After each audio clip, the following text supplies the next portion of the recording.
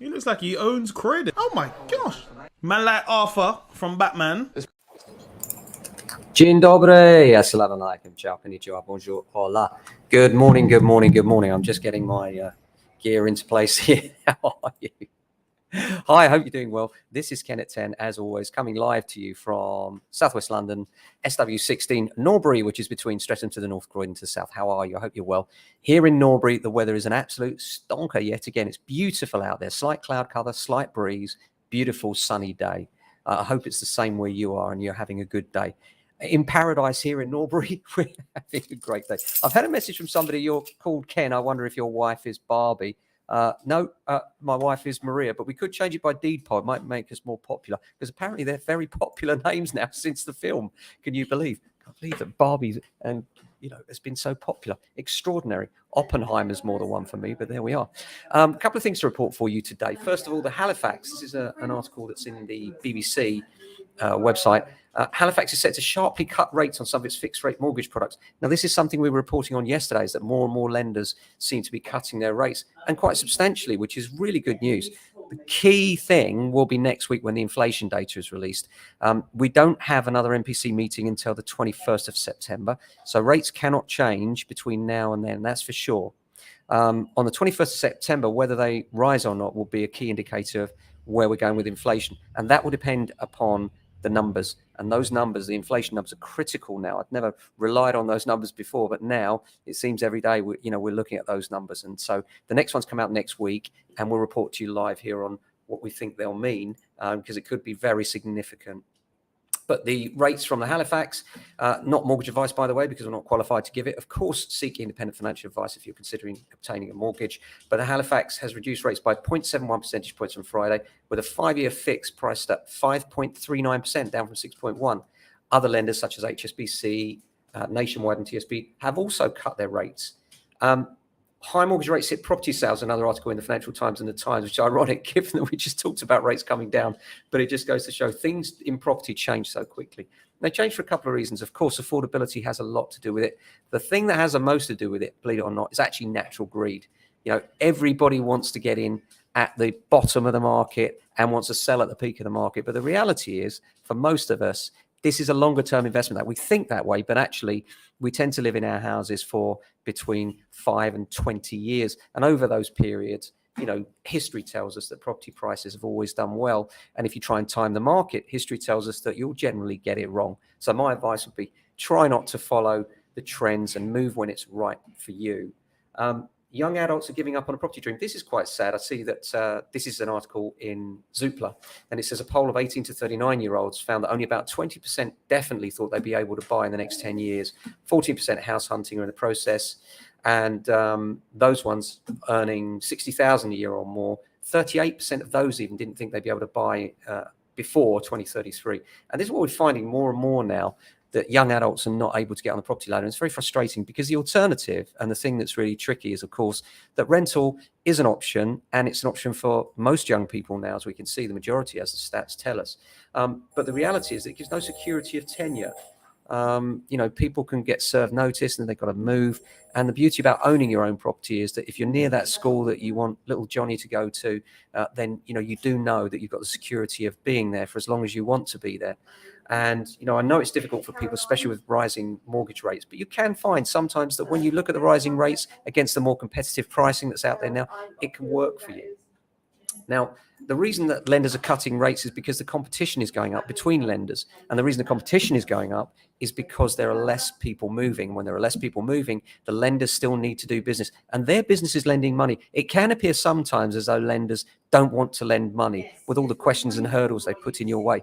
But in fact, think about it another way. It's their business to lend. If they don't lend, they don't do business, they don't make money. So they do actually want to lend you money. They want to give you this money. It's just a question of whether you can jump out through the hoops that are their lending criterion. Now, an interesting article here in the London Evening Standard says that buyers in prime central London areas are enjoying discounts of up to 27% on flats instead of houses.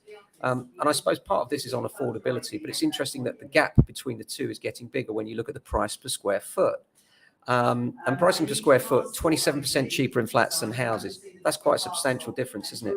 And I think, we're starting to see flats come back into popularity now. And it's hardly surprising when prices are so high and when interest rates are so high and people are struggling with debt, that some people are offloading their houses and moving to smaller units. Particularly ground floor flats are becoming popular, particularly with gardens. And obviously the pandemic kicked it all off as far as the gardens were concerned. We all wanted a garden after that because many people, having been trapped in their flats, vowed never again do we want to be in this position, which is actually understandable, isn't it? Apart from that, quite a lot of valuations coming in. So thank you to everybody that's chosen to use us to give an opinion on the value of your property, whether it be for sale or for rental. The rental market is nuts as ever, with literally 50 people per property that comes available. And then it's a tricky job because obviously that's a lot of disappointed people and it's not something we really enjoy. Obviously, it's something that you think, well, you can only, there's only one person that can take it. You've normally got a lot of people that are really nice. And then it comes down to landlord requirements, will they take children, that kind of thing. Officially, they're not allowed to, but of course, landlords can be discerning in, numbers of people, that sort of thing. And they will exercise their choice when they've got one. So the rental market is very, very tough for young people and old people alike come to that. And the amount of people that are walking into us and saying, have you got any accommodation, having walked all the way for miles along from Croydon, even up to Norbury and beyond, are finding it very frustrating and understandably so. Will it sort itself out anytime soon? I don't think so. Certainly not within the next year or two, because I think the government have been blind for far too long to the important role that the small landlord plays in the housing market as far as providing housing for young people is concerned.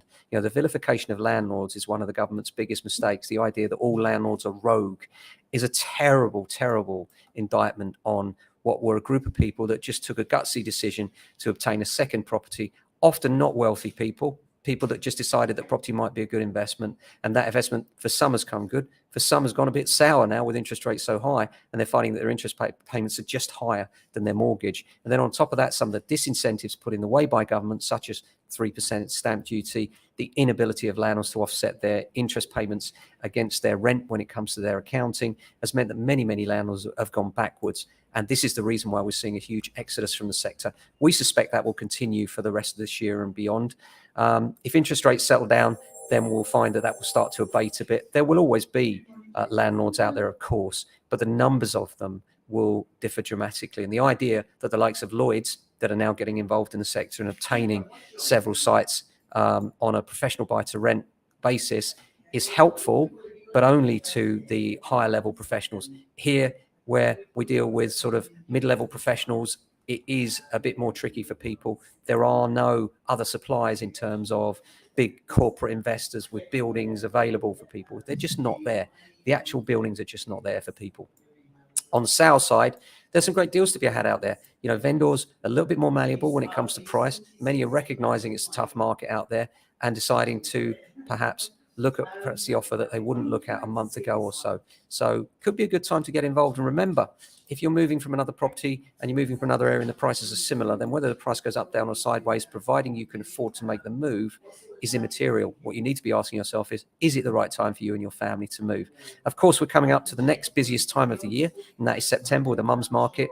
We like September because it's when the children go back to school. Mum has quiet time and calls us. We always say mum because it tends to be, in our experience, the women that drive the search when it comes to families, and we have mostly a family accommodation. Family houses around 3 bedrooms, terrace are our stock in trade for the majority of people in this area. So that's it for today. Oh, the other thing is somebody's just asked me, John asked me, why we always say the greeting of hello and good morning in different languages. And the answer is trying to represent the different people that are in our area, because we have people from all different nationalities that actually come to our offices and interact with us. And we love that. It keeps our experience broad, and it's really great to have different people from different communities and societies coming in and changing our opinion of things as simple as global politics. The amount of people that I've spoken to, and when you look at their country perspective on what's going on in the world, it can change yours. We're always open to that. I do like it when people change my mind about subjects. Do you? Anyway, thanks for watching as always. Hope you have a great day. We'll be back same time, same place tomorrow. Till then, look after yourselves, and if you can, your family and friends. Ciao.